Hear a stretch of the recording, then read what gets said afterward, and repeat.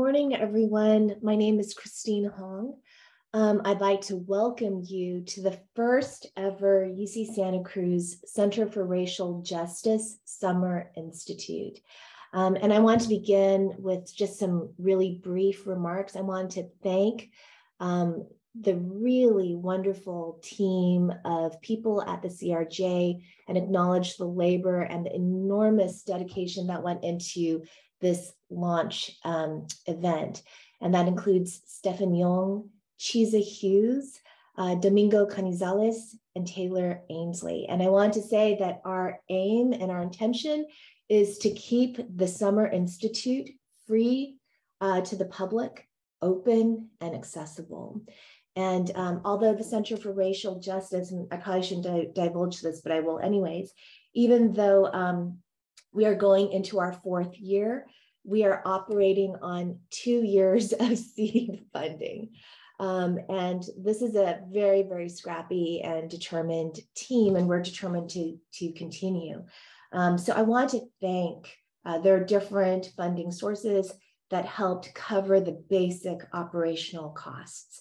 That includes the Peggy and Jack Baskin Foundation, the UC Humanities Research Institute, and the UC Santa Cruz Student Fee Advisory Committee.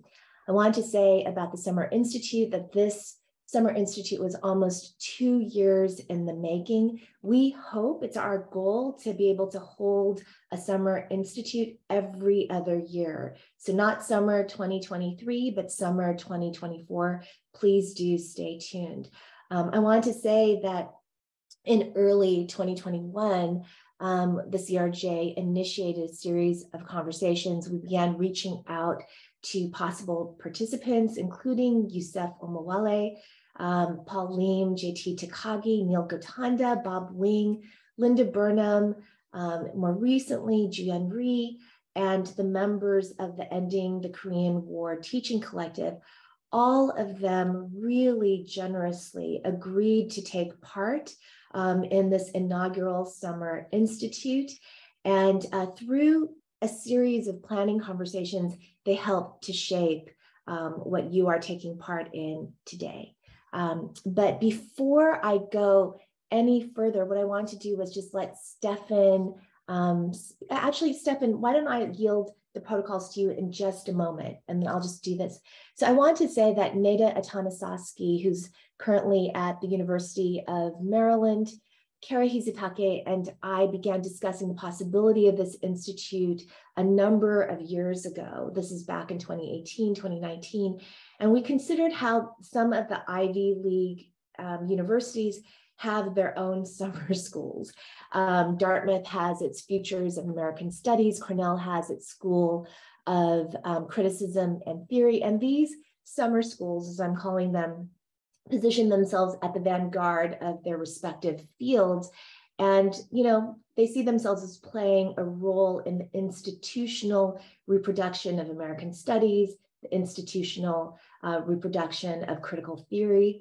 And for us, we were thinking about what is the significance of having a Summer Institute that is organized in various specifically inflected ways every other year around the centrality of political education to racial justice movements.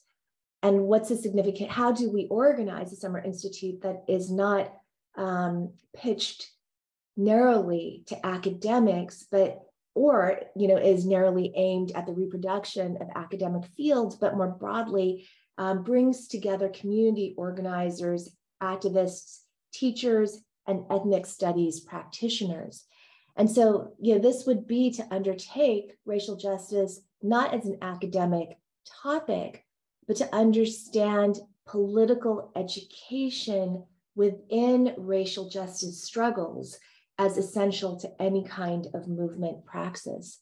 And so I wanted to say that one of the things that we were thinking about a lot was the uneasy position of ethnic studies within the hostile institutional settings in which ethnic studies has past and present been formalized. And we could think in terms of the past about the early animating visions of self-determining third world colleges and the uneasiness of that within the public institutional settings in which those visions emerged. And I wanted to say that the Center for Racial Justice, too, was in conversation with the struggle for critical race and ethnic studies on this campus. And the struggle goes back to the origins of the UC Santa Cruz campus, but the most recent wave of ethnic studies struggle dates back to a time of global austerity, the 2009 and 10 academic year for us at UC Santa Cruz. And from the outset, when we fought for ethnic studies, we were placed on austerity footing. And in this respect, we were, to no small degree, set up to fail.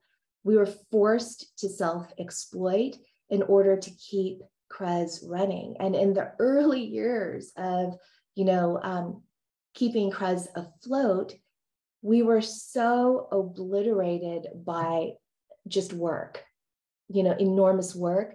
And, I would say something about the sort of dull and mind-numbing effect of the obliterating work of getting an ethnic studies program off the ground within an institution that on the level of Senate faculty and upper management is a predominantly white institution.